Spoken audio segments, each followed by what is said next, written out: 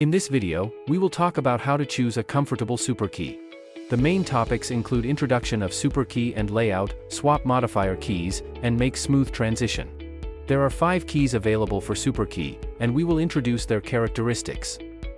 Spacebar is located at the bottom center of the keyboard, easily accessible by both hands, and commonly used for typing.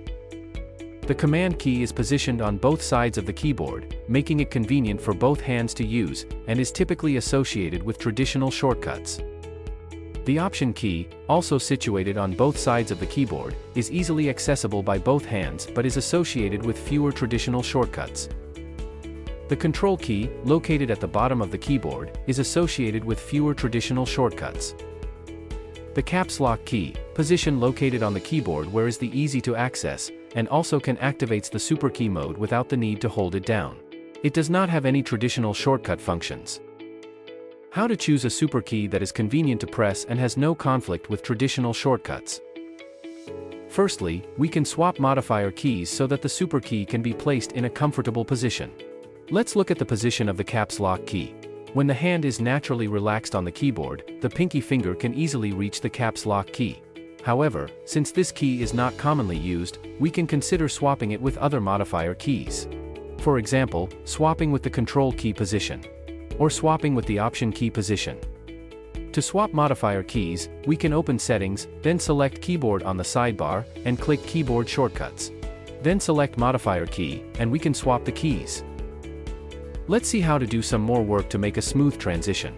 If the modifier key is set to Superkey, its original functionality will be overridden. So, how to make Vimo Rebinder work with traditional shortcuts seamlessly?